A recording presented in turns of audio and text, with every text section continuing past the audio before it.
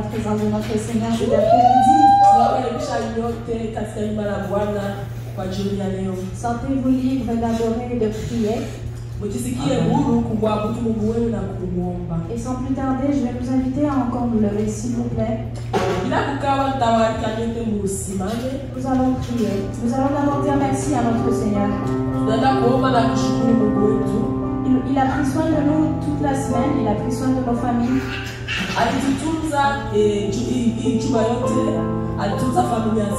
Nos mots ne seront jamais assez pour nous dire à quel point nous sommes reconnaissants.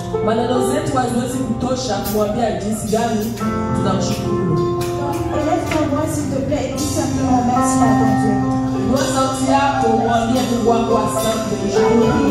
Seigneur Jésus, je te dis merci. Seigneur Jésus, je te dis merci pour la vie de toutes les personnes présentes ici. Seigneur Jésus, merci. Nous vivons par la force de Dieu.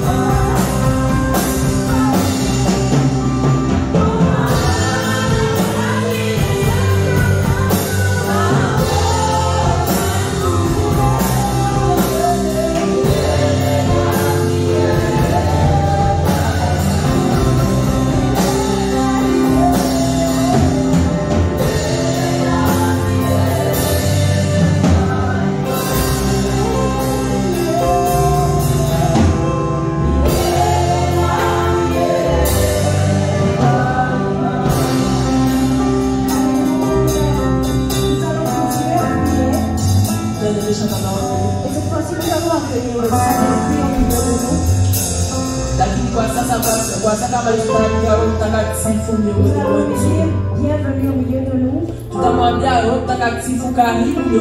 Et pendant que nous faisons cela, nous allons également chasser tout esprit mauvais qui souhaiterait nous déranger.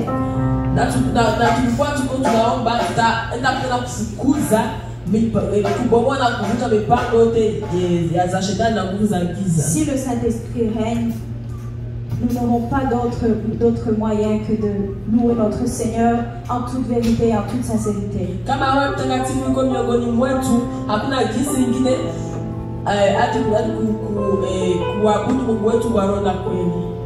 Donc nous allons briser toutes les chaînes de l'ennemi qui prévoit troubler ce culte.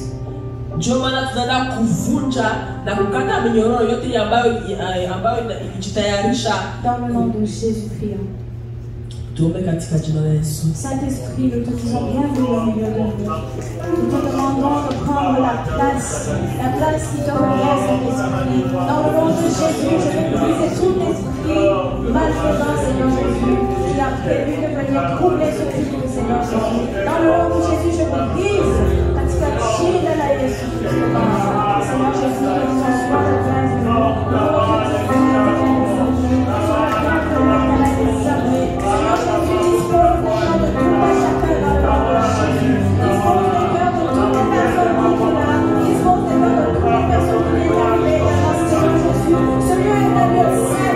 Nous chassons tous les démons, nous chassons toutes les prétentions bizarres dans le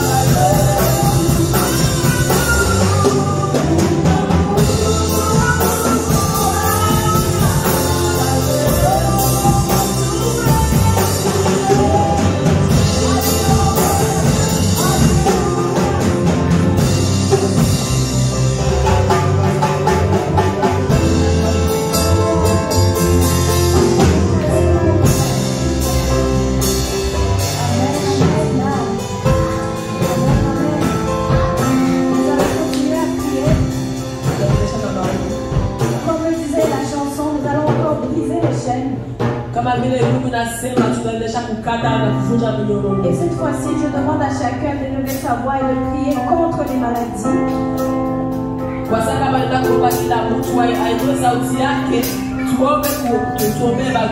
Peu importe la source de nos maladies, nous allons briser toutes ces chaînes.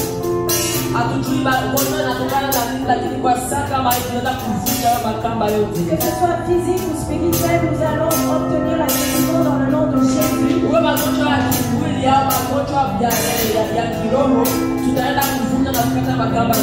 Et si tu es malade, demande à ton Dieu de te guérir et crois qu'il te guérira.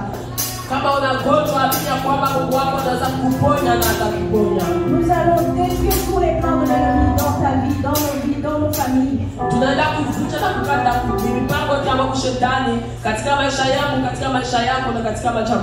Dans le nom de Jésus, au nom de Jésus, Seigneur,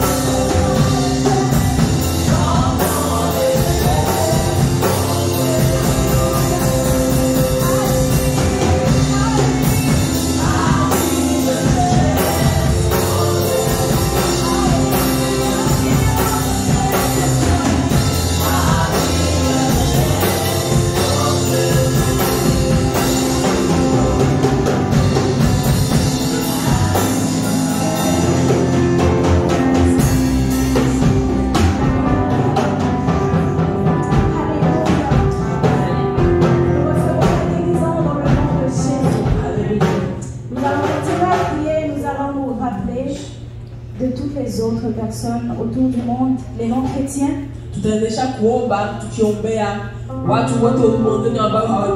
Nous avons la grâce d'être sauvés.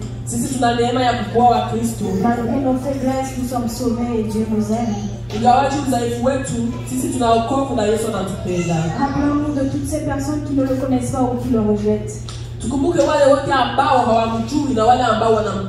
Nos amis ou même des personnes que nous connaissons pas. Demandons à Dieu de les toucher, nous ne pouvons pas les changer. Nous n'avons pas envie d'aller au paradis, de ne pas voir ces personnes que nous aimons tant. Hatutaki tuende mbinguni tukose kuona wale wa ndugu zetu ambao tunawapenda. Prions pour toutes ces personnes, les musulmans et toutes les personnes qui ne croient pas dans le nom de Jésus. Tuombee wale Waislamu na wale wote ambao hawajui jina la Yesu. Prions. Merci Jésus.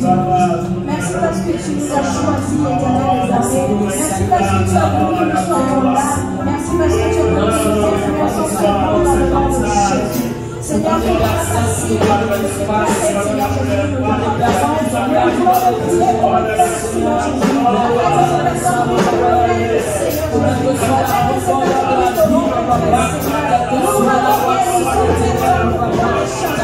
Seigneur Jésus, ma prière est de Seigneur Jésus, ma prière est Jésus, ma prière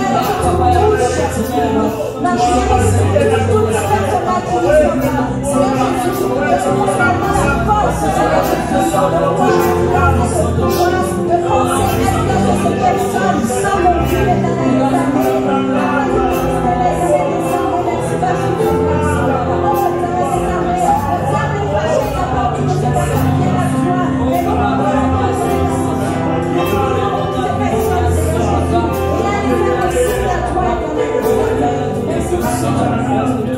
Merci Seigneur parce que tu es bien. Merci beaucoup.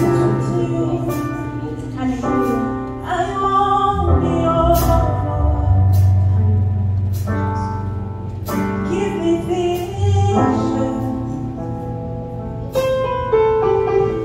to see things like you do. Lord, I look to you. You are my help comes from. Give me wisdom. Thank you, Jesus. For you know just what I do.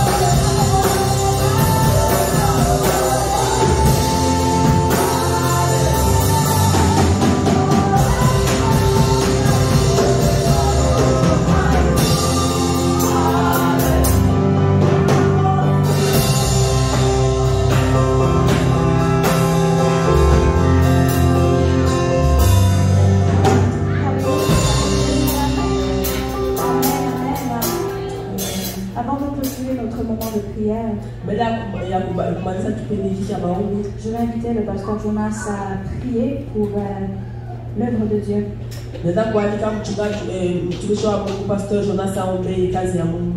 Après cela, le frère Edouard priera pour toutes les femmes enceintes. Et baadaye pale frère Edouard ataombea wajawazito. Amen.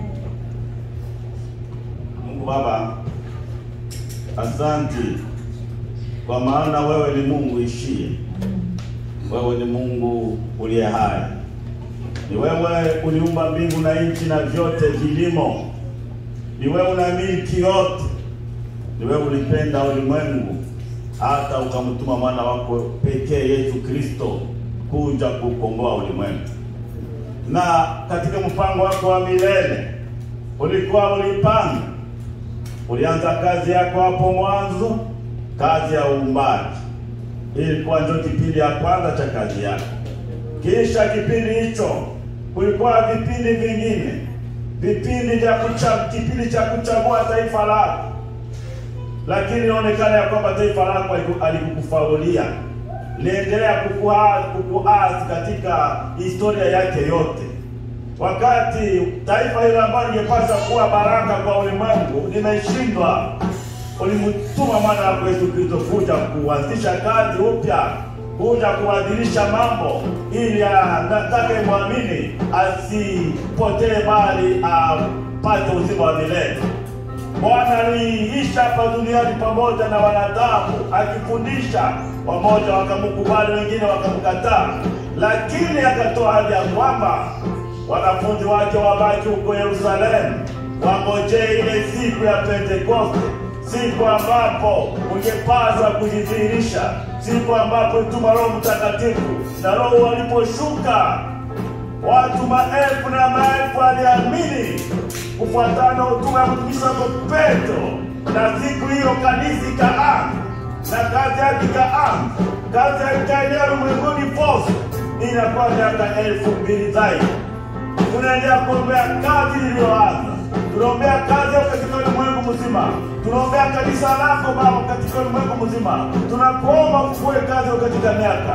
Takaza kanisa lako Bwana mabwana. Kufua kazi yako hakika. Bariki watumishi wako ambao wanakutumikia katika roho na kweli. Mbele za dunia Bwana jidhihirishe. Ni majengo yote na mipango yote ya shetani tunavunja kwa saa hii. Tunasimama katika mamlaka tukabidhi majengo yote na mipango yote kinyume na mapenzi yako, kinyume na mpango wako, tunavunja na kuharibu katika jina la Yesu. Tunaomba Baba utukufu wako utawale kanisani mwako. Bwana mwenyewe tenda kazi. Tumia watumishi wako katika ulimwengu wa leo. Tumia watumishi wako mahali popote. Hata wale watumishi Bwana kuhudumia katika roho na kweli. Bwana, kazi yako ni yako, sio kazi ya wanadamu. Ndio maana jambo lolote ambalo litaweza kujinua, kutafuta kuvuruga kazi yako, tunaharibu katika jina la Yesu. Na mipango yote miovu ya shetani na watumishi wake tunavunja na kuharibu katika. Bwana, asante kwa maana unasikia na unakesha kwa ajili ya kazi yako. Katika jina la Yesu Kristo Bwana wa majeshi. Amen.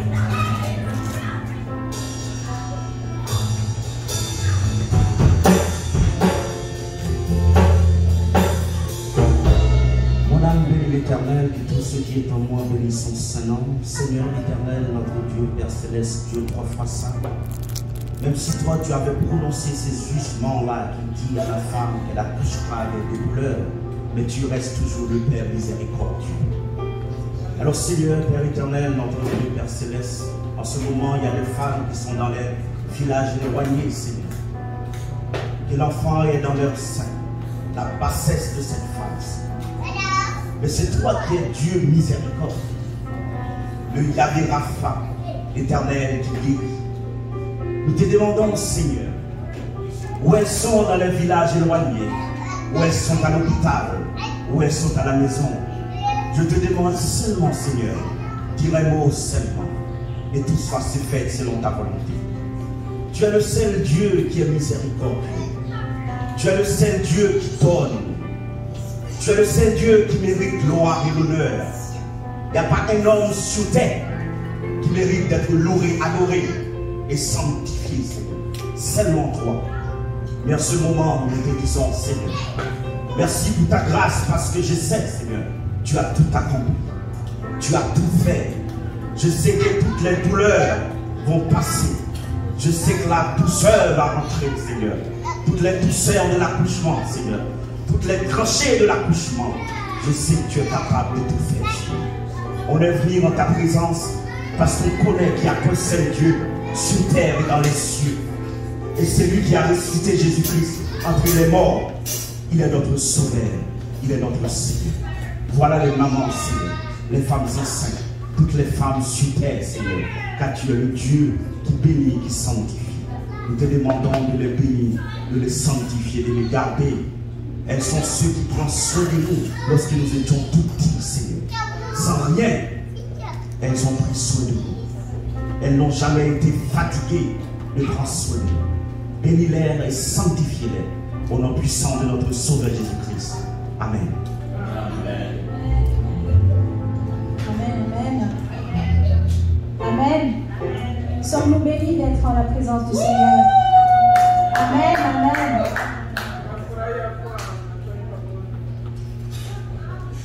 Ok. Tunabarikiwa kuwa machoni pa Bwana. Merci, pasteur. Donc nous continuons et avant de passer par la suite, je vais inviter Diaconesse Mama Dena à prier pour ces moments passés en la présence du Seigneur. Naalika mama yetu Dena kuombea muda huu ambao tumemaliza mbele za uso wa Bwana.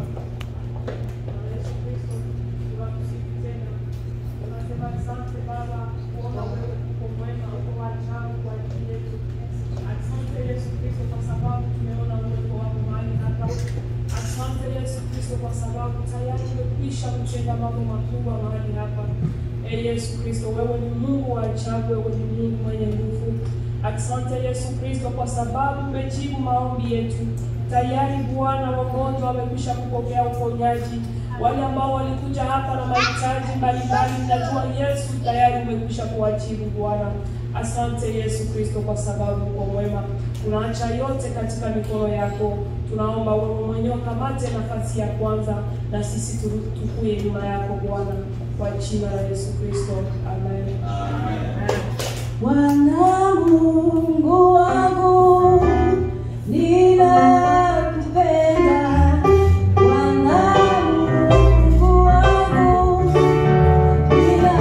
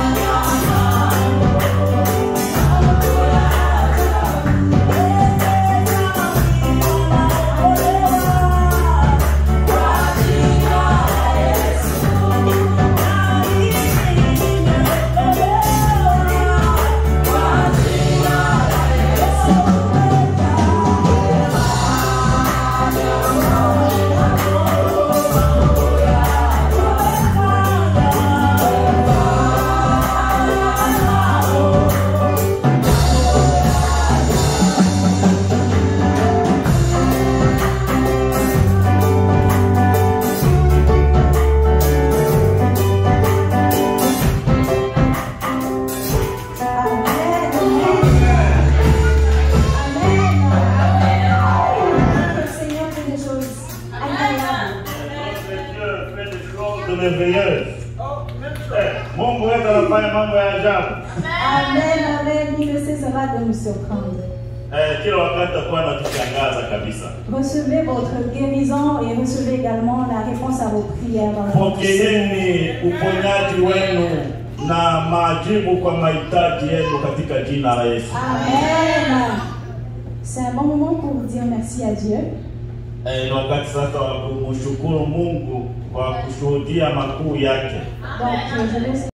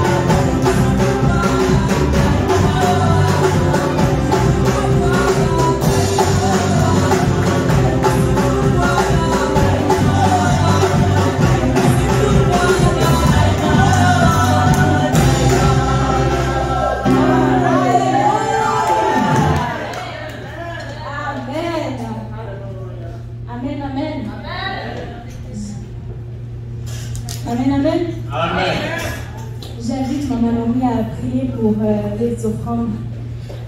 La prédicatrice, le pasteur Maman Naomi se prépare à venir.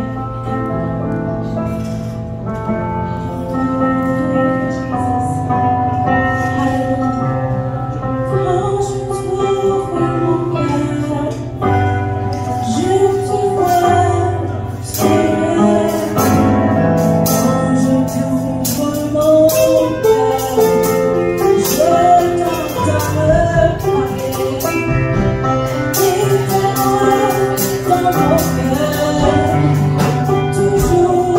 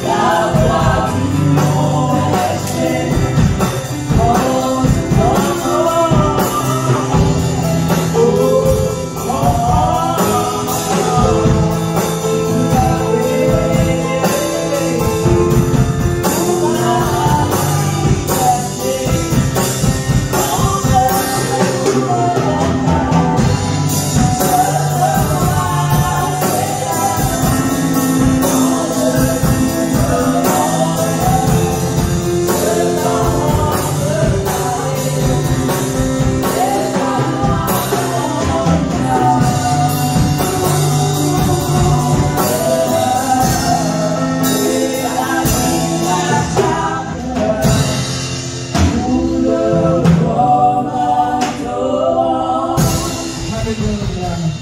Seigneur vous bénisse les chambres. Mungu awabariki ninyi waimbaji. Avant de lire la parole de Dieu, Mbele ya kusoma neno la Mungu, j'invite le serviteur de Dieu, Moïse, de venir prononcer une prière. ninamwalika mtumishi wa Mungu Musa kuja kuomba Mungu na sisi sote tusimame. Que nous nous debout.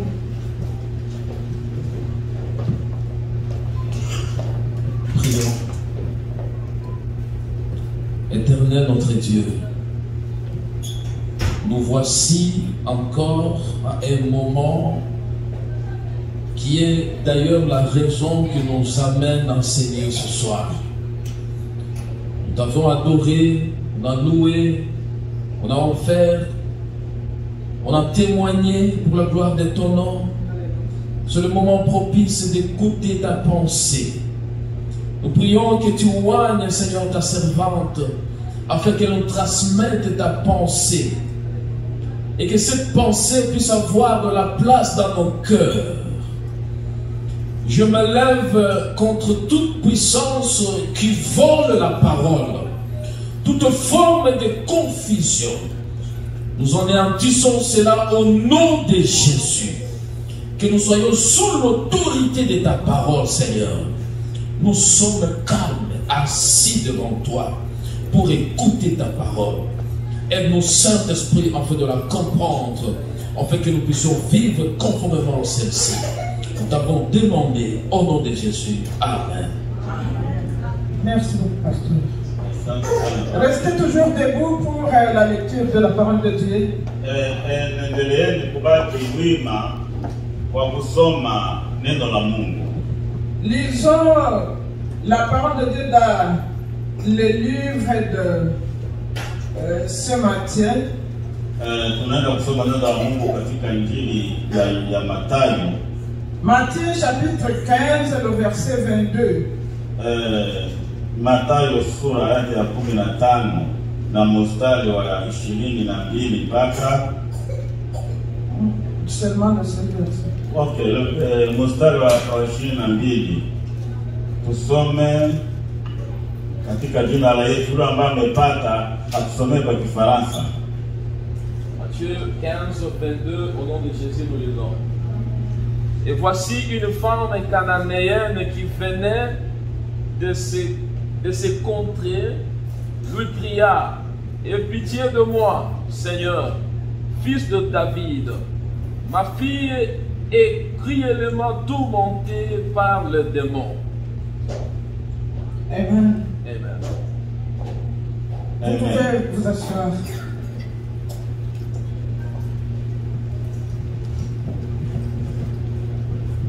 La parole de Dieu que nous venons de lire, neno la Mungu ambalo tunatoka kusoma, ça nous parle d'une femme. Inaeleza kuhusu mke mmoja. Une femme persévérante. Mke ambaye alikuwa na juhudi na kudumu. C'est une femme qui a dû persévérer dans la prière. Huyu ni mama ambaye alidumu katika maombezi yake. C'est pour dire que notre thème ce soir, ni kusema ya kwamba kiini ya mafundisho yetu ya jioni, la persévérance dans la prière. Kudumu katika maombi.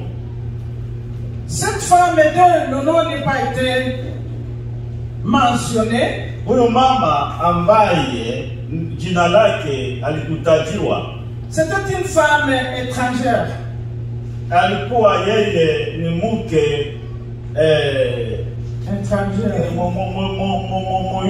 mke mpagani ambaye hakuwa Myunani. Effectivement, elle n'était pas cananéenne. Donc, elle était cananéenne. Alikuwa mke wa nchi ya Wakanani.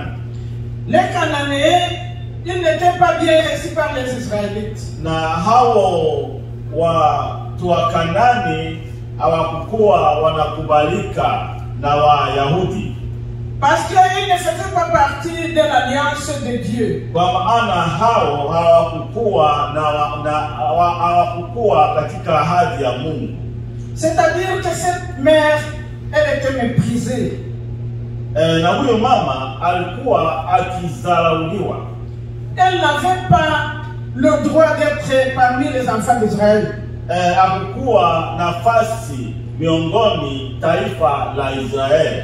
Elle ne pouvait rien revendiquer. Hakukuwa na ruhusa ya kuomba chochote kwa nchi ya Israeli. Parce qu'elle n'était pas parmi les enfants choisis par le Seigneur. Kwa maana yeye hakukuwa miongoni taifa lililoteuliwa. Cette femme, comme toute femme devant leurs enfants, huyu mama kama vile kila mama mbele ya watoto wake, elle a connu qu'elle avait, que son enfant, la petite fille, avait une anomalie. Aliweza kuelewa ya kwamba mtoto wake, binti wake mchanga, alikuwa na shida ya kiafya. C'est-à-dire que cet enfant avait des crises très violentes.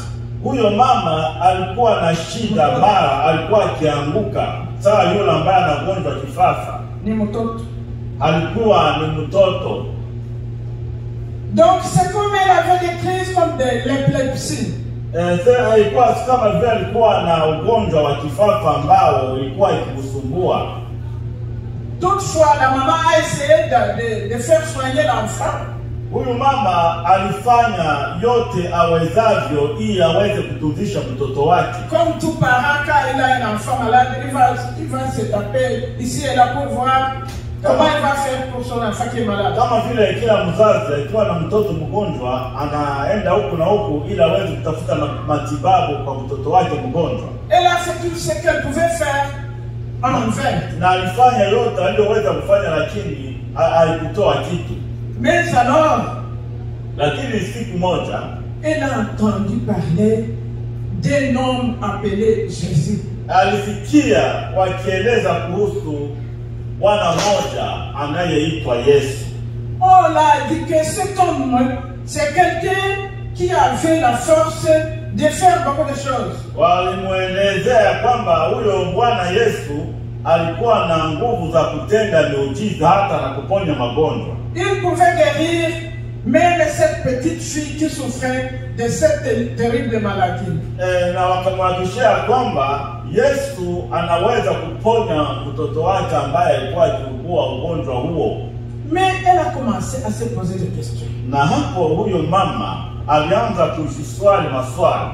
Elle dit, moi je ne suis pas juif. Akisema mimi siyo Myunani. Est-ce que cet homme va vraiment m'écouter? Je, huyu Bwana ataweza kunisikia na kunipokea? Mais la femme était persuadée d'une chose. Lakini huyu mama alikuwa anaamini kitu moja. Jésus aime les gens. Alikuwa anajua ya kwamba Yesu anasaidia na hakuna mtu ambaye anarudisha nyuma. Elle a appris que cet homme, il était bon et il vient au secours des malheureux. Alijua hakika ya kwamba huyo Bwana Yesu alikuwa mtu mwema na alikuwa akiwashughulikia wale ambao walikuwa katika shida. Et là, nous pouvons nous imaginer parce que c'était beaucoup de gens qui étaient là. Na hapo tunaweza kufikiri hapo kulikuwa watu wengi. Imaginons-nous combien de fois cette femme était en train de se faufiler pour aller voir Jésus. Tujiulize jinsi gani huyu mama alikuwa akijichombia hapa na hapa kusudi aweze kumfikiria Yesu. Et ce qu'elle a fait parce qu'il y avait beaucoup de monde. Naamini hivyo alitenda kwa maana kulikuwa umati wa watu. Ce qu'elle a dû faire, ile ambayo alifanya, elle a dit, je vais crier. Alisema, aliamua, mimi nitalalamika. Aie pitié, Seigneur. Bwana nirehemu. Fils de David. Mwana wa Daudi.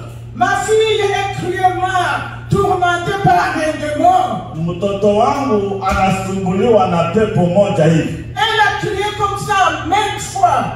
Hakulalamika limoja bali alilalamika mara nyingi. Mais curieusement, Jésus n'a rien dit. Na jambo la kushangaza, Yesu hakusema kitu. La parole de Dieu nous dit qu'il n'a rien dit. Neno la Mungu linasema Yesu hakumjibu na hakusema neno. Et c'est pour cela que ses disciples vont essayer d'interpréter le silence que Jésus avait. Et là, ces disciples, quand ils ont wanafunzi wake walipoona kama Yesu hakusema neno lolote, walijaribu nao kujifasiria, wanasema huyu mtu Yesu hamjali. Alors ils vont commencer à s'écrier. Il faut commencer à dire les disciples. Alors hapo wanafunzi walianza sasa kusema, parce qu'il n'a rien dit. Vile Yesu hakutamka lolote, alors il faut pas commencer à dire, wataanza kusema, Seigneur, Bwana, renvoie-la, fukuza huyo mama, car elle est en train de crier derrière nous. Kwa maana anatufanyizia fujo. C'était pour interpréter le silence qui était dans Jésus. Na hapo hao wanafunzi walikuwa wanajaribu kufasiria hiyo ukimya wa Yesu.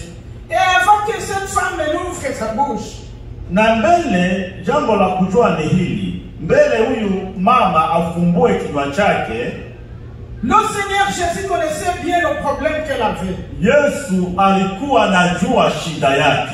Parce que lui, il connaît tout. Kwa maana yeye anajua yote. Et il a fait ça pour qu'il puisse éprouver la foi de cette femme. Na alitenda hivyo kwa maana alikuwa atoe funzo kuhusu imani ya huyu mama. Et après tout, Jésus, il a encore ajouté. Na hapo Yesu aliongeza neno tamko nyingine. À ce moment-là, Jésus va parler. Na ni hapa sasa Yesu atasema. Écoutez-moi attentivement. Na hapa munisikie. Jésus va dire à sa femme, à cette femme. Na Yesu akamwelekea huyo mama akamwambia, je ne suis pas envoyé qu'aux brebis de la maison d'Israël. Mimi nilitumwa tu kwenye kondoo zilizopotea kwa taifa la Israeli. Imagine-toi. Na wewe fikiri. Est-ce que à cause de cela, elle était envahie par la déception? Je, cette femme, huyu mama akupoteza tumaini? Alitawaliwa na kusema deception. Ese kupungukiwa na tumaini. Je, alipungukiwa na tumaini. Est-ce que cette femme a eu une révolte intérieure? Je, huyu mama aliweza kudungulika ndani mwake? Au contraire. Lakini jambo la kushangaza, elle s'est approchée encore de plus en plus au pied de Jésus. Huyu mama alijifungia kwa Yesu ijapokuwa hiyo. Même si Jésus était en train de la congédier, ijapo ukiangalia ni sawa Yesu alikuwa akimsukumia nje. Elle est partie, elle s'est prosternée devant lui. Ile alifanya yeye alienda mbele ya Yesu akaamka kifudifudi akapiga magoti. Et elle a commencé à supplier. Alianza kusihi. Elle a commencé à insister. Alianza kusihi kabisa. Parce qu'elle était déterminée. Kwa maana alikuwa aliamua. Elle a commencé à dire. Na akaanza kusema, Seigneur, Bwana, assiste-moi. Nisaidie. Viens à mon secours. Nisaidie. Seigneur, Bwana, délivre-moi. Nisaidie, niokoe. Guéris ma fille. Ponya binti wangu. Compte-nous parmi les brebis perdues plutôt. Tuhesabie miongoni wa wale kondoo ambao walipotea. Cette maman, elle a insisté. Mama alikazana. Elle avait la persévérance. Alikuwa na hali ya kudumu. C'est une grande leçon pour toi et moi aujourd'hui. Na hii ni somo kwako na kwangu leo. Nous devons persévérer dans la prière. Tunapaswa kudumu katika maombi. Même si nous rencontrons des problèmes, hata tunakutana shida, persévérons toujours dans la prière. tudumu kila wakati kwa maombi. La persévérance et l'insistance, ça peut changer une situation. Kwa kudumu na kuendelea kudumu inaweza kubadili mambo. Si nous persévérons, nous recevrons des bénédictions venant de Dieu. Tukidumu tutapokea baraka kutoka kwa Mungu. Nous devons prier avec foi, Tunapaswa kuomba na kwa imani, avec persévérance et avec insistance. na tukidumu na kusihi. Et cela me fait penser à la parole de Dieu qui est écrite dans Luc chapitre 18, le verset 1 à 8. Na hiyo inanikumbusha neno la Mungu kwa Injili ya Luka sura 18 mstari wa kwanza hadi wa 8. Là, on parle d'un juge qui était vraiment injuste. Hapa tunapakutana habari ya huyu kazi za elimu. Celui-là, il ne craignait pas Dieu. Huyo bwana hakukuwa anamuogopa Mungu. Cet homme, il n'avait même pas pitié de quelqu'un. Huyo bwana hakukuwa na kitu ya huruma ndani mwake. Mais parce qu'il y a une veuve qui venait chaque fois parler à cet homme-ci. Lakini kwa maana kulikuwa huyu mjane ambaye alimujia kila siku akimsumbua. Il était en train de lui dire de lui rendre justice. Alikuwa anamuomba nipe haki yangu. Mais cet homme ne voulait pas. Na huyo bwana hakukubali. Mais comme cette femme venait de plus en plus, Lakini kwa maana huyo mama alikuja kila siku kumsumbua, le juge a dit, je vais rendre justice à cette veuve à cause de sa na persévérance. huyo bwana alisema nitamupa haki yake kwa ajili ya kudumu na kusihi kwake, aache kuwa anakuja kunisumbua kila siku. Comme je viens de le dire, Jésus a répondu à la femme. Kama navyotoka kusema, Yesu alijibu huyu mama qu'elle n'était pas parmi les brebis d'Israël. ya kwamba yeye hakukuwa miongoni wana kondoo wa Israeli. Il va encore continuer. Jésus ataendelea. Écoutez encore là attentivement. Na hapa musikie tena. Il n'est pas bien de prendre le pain des enfants et de le jeter au petit champ. Yesu anakaambia huyo mama, haiko vizuri kukamata mkate ya watoto na kuwatupia watoto waungwa. C'est vraiment un reproche très sévère. Hii kabisa ilikuwa kabisa kumkua huyu mama. Elle a été bien rabaissée. Yesu alimtia chini. Au niveau de la considérer comme un animal. Na hapo Yesu alimlinganisha na mnyama wa nyumbani. Un chien. Umbwa. Vous connaissez la place d'un chien. Mnajua mahali au nafasi ya umbwa hasa kule kwetu.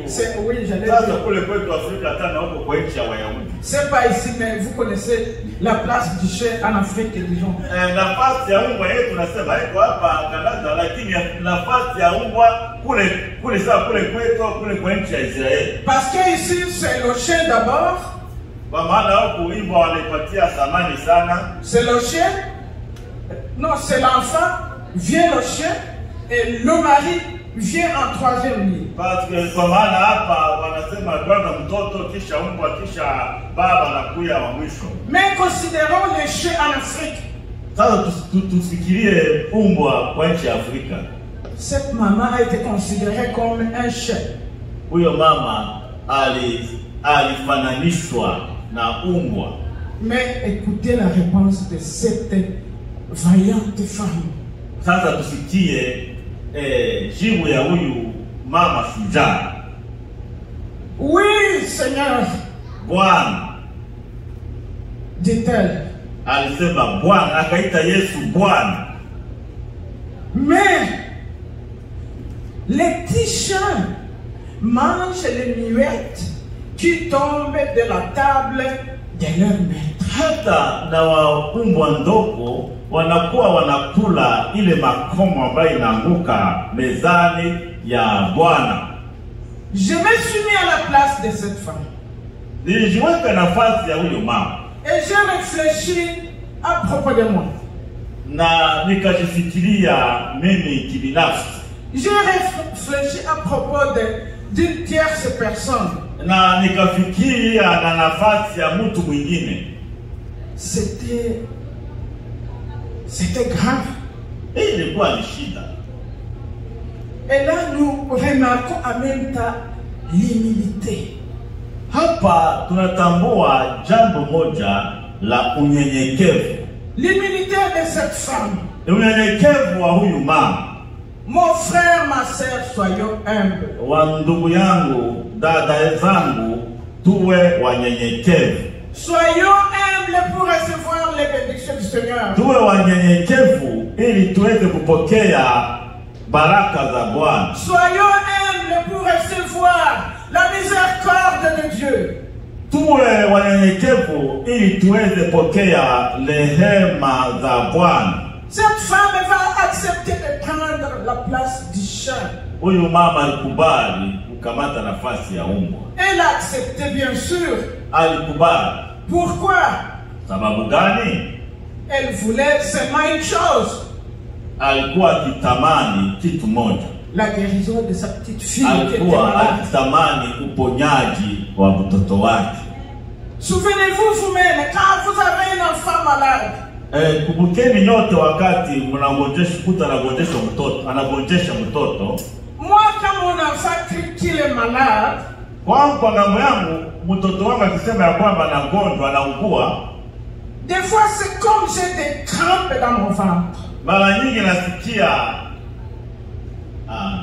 karampe ni nini?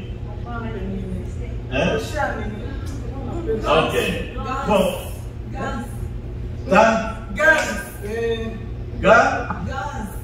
Gazi tumboni mwangu. Parce que ça prend tout mon corps. Kwa inanishika mwili wote. Je dis mon enfant il est malade. Ninasema mtoto wangu ni mgonjwa. Et ça perturbe tout l'être. Na hiyo inanisumbua mimi wote. Même si c'est un ami qui est malade. Hata ni rafiki mwenye mgonjwa. Vraiment ça me rend des fois aussi malade. Mara nyingi na mimi inaniambukiza ugonjwa.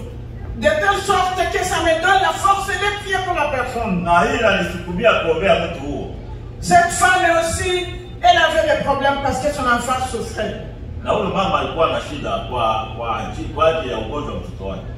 Et quand elle est partie voir Jésus, alipoenda kumwona Yesu, elle était partie toute seule. Alienda peke yake. La femme là, elle avait vraiment la foi. Huyu mama alikuwa na imani. Elle est partie seule, elle a laissé l'enfant à la maison. Alienda peke yake akamwacha mtoto nyumbani. Parce qu'elle avait une grande foi. Kwa maana alikuwa na imani kuu. Elle avait la persévérance. Alikuwa na hii hali ya kudumu. Elle n'a pas considéré d'être appelée un petit chat. Yeye kwa aliitwa umbwa, hiyo haikumzuru. Elle a insisté. Yeye aendelea kwa ombi lake. Elle ne s'est pas laissée influencer par le bruit des disciples.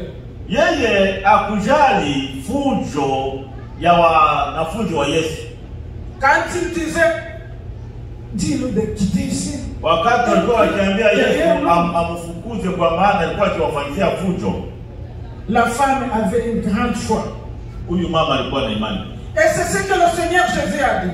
Na ni hiyo Yesu alisema. Femme, ta foi est grande.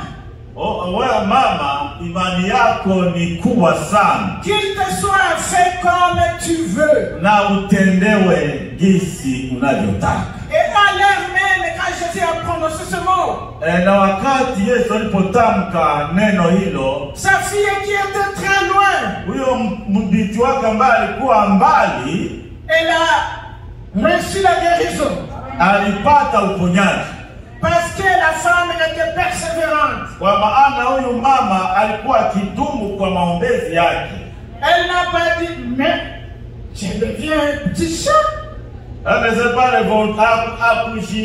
hakunungunika na kusema kumbe na mimi niko hivi, niko kaumbwa kadogo. Elle a persévéré. Yeye aliendelea. Et c'est pour cela que sa fille a été délivrée au même moment. Na kwa ajili ya hiyo binti wake alifunguliwa na akapona hapo hapo. Vous savez, mon frère, ma soeur, Ndugu yangu na dada yangu, unajua quand notre Seigneur Jésus, wakati Bwana wetu Yesu Kristo, quand il fait venir Maman Dena, wakati anataka kubariki Mama Dena, il ne demande pas l'envie de Maman Naomi. aje kuuliza Mama Naomi, je, ni mponi mubariki? Il ne demande pas le conseil du pasteur Moïse. Ile ndio aombe hata shauri kwa mchungaji Musa.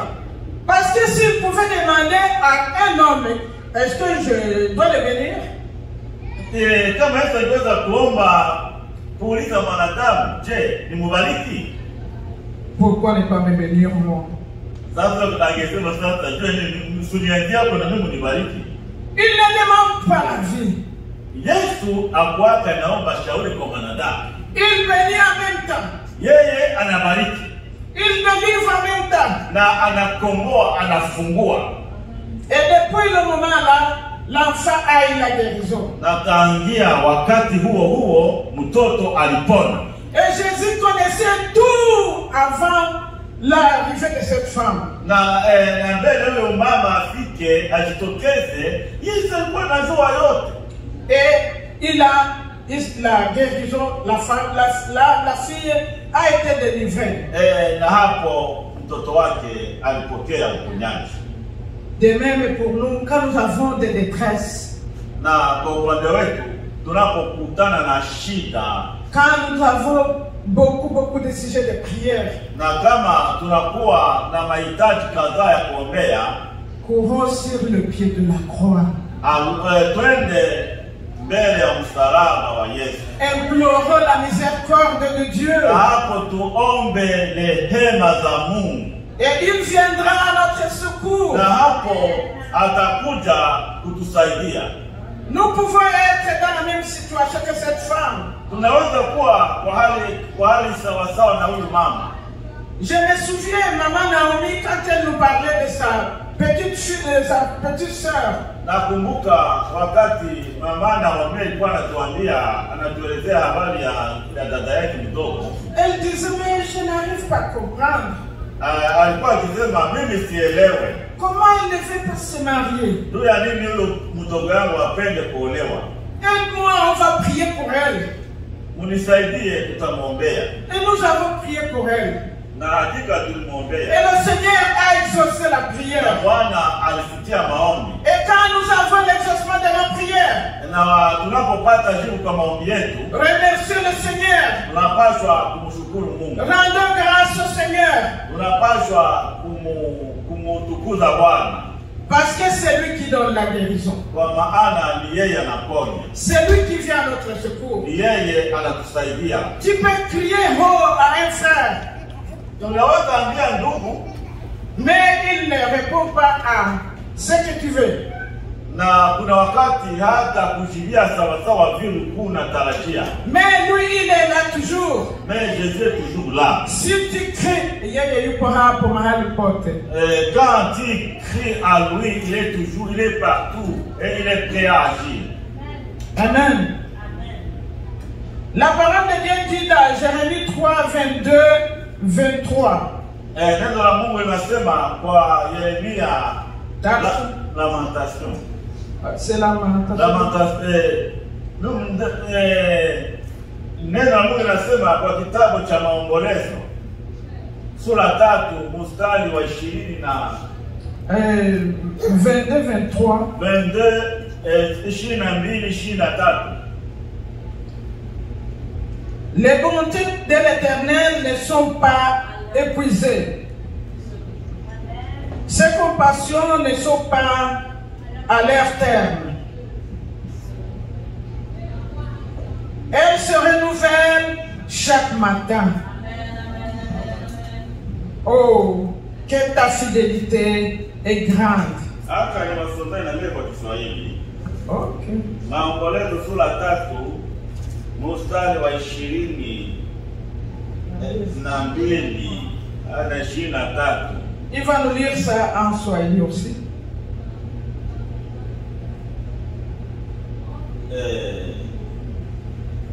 Ni huruma za Bwana kwamba hatuangamii, kwa kuwa rehema zake hazikomi.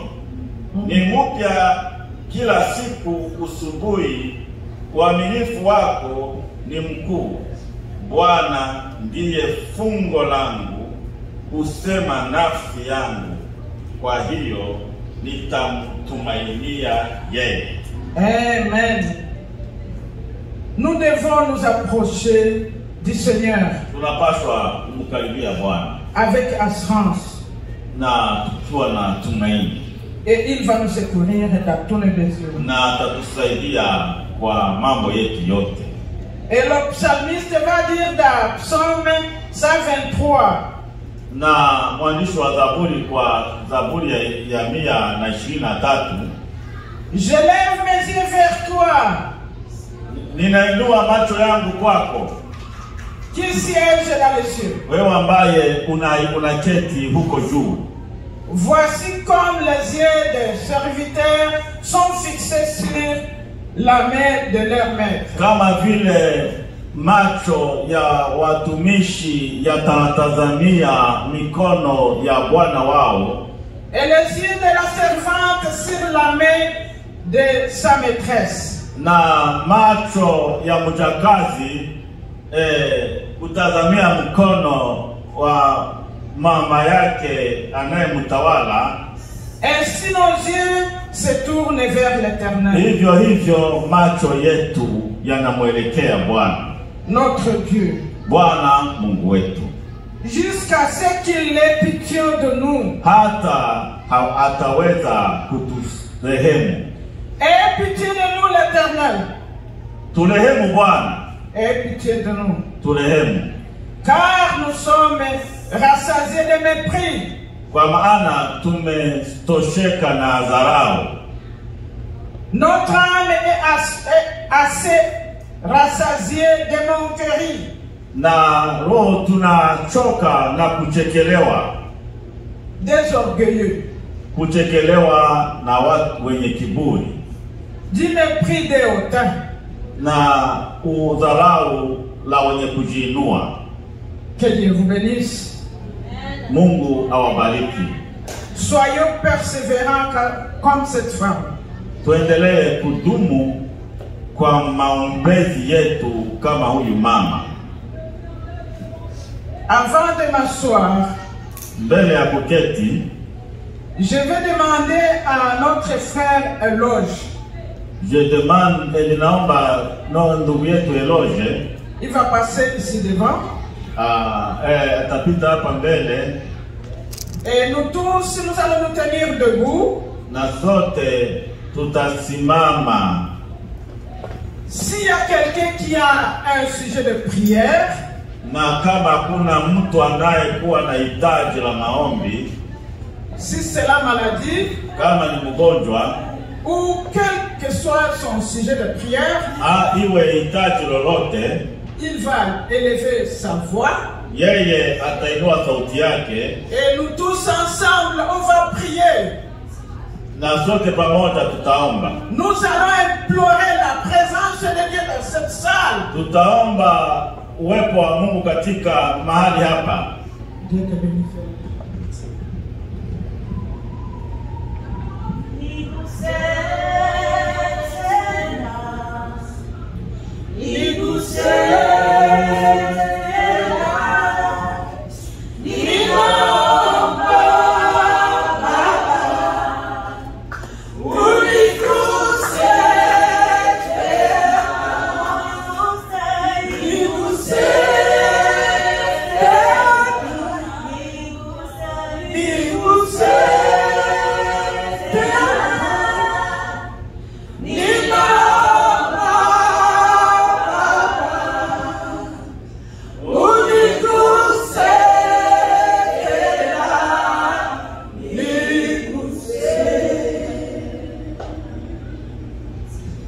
Alléluia.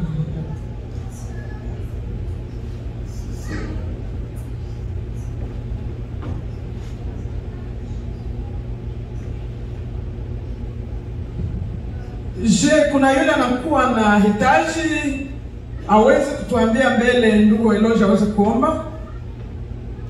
Est-ce qu'il y a quelqu'un qui a un sujet de prière pour qu'il puisse se manifester afin que le frère Eloge puisse prononcer une prière? Yule anakuwa na hitaji atie mkono wake tu.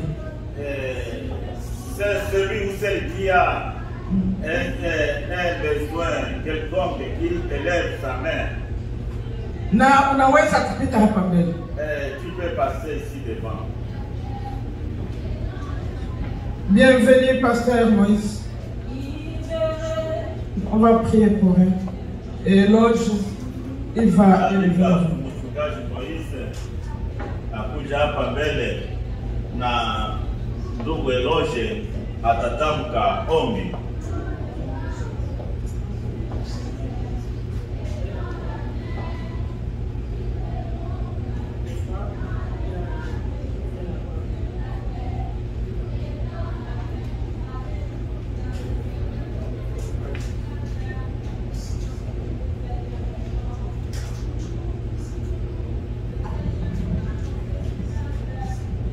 Heavenly Father, we come before your presence. Open our hearts to your word. Open our hearts to your spirit. Father, we come before you in your presence today and pray for people here. Let your power of healing fall upon us in the name of Jesus. Let your power of deliverance fall upon us in the name of Jesus. At this particular moment, we call upon the Holy Spirit to begin to move at this place in the name of Jesus. Father, I stretch my hand to me. Let your power of anointing fall upon them in the name of Jesus. And let them begin to be healed in the name of Jesus. Let them begin to be healed in the name of Jesus. In their breast, in their cover, in their muscles, let them begin to be healed in the mighty name of Jesus. Every power of darkness in their life, I call them out of them in the mighty name of Jesus. Every atom of darkness in their life, every atom of sickness, every atom of darkness in their life, I command them to come out in the name of Jesus. Their body is not going to go on and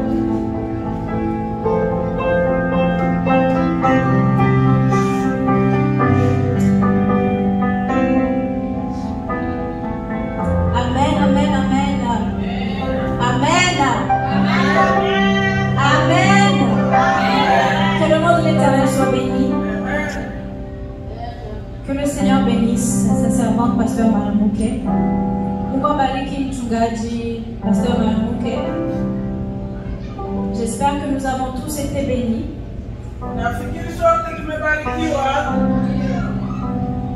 Et que nous allons retourner chez nous en repensant à cette parole de la femme persévérante.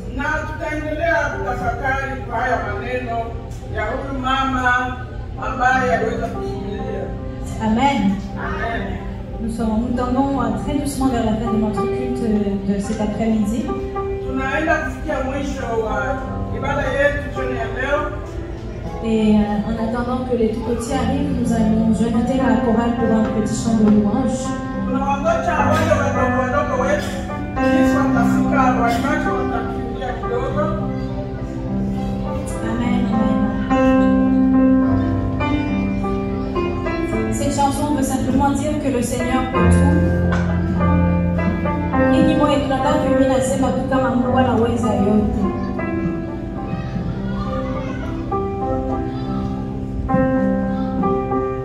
Peu importe les circonstances, peu importe la situation, le Seigneur est toujours présent pour nous sauver, pour nous délivrer et pour consoler nos cœurs. Amen.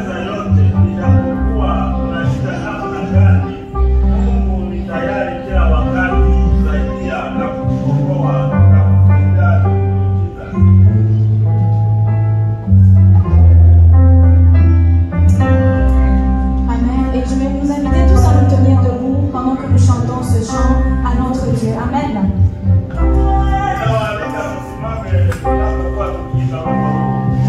Alléluia. Mungu anaweza yote.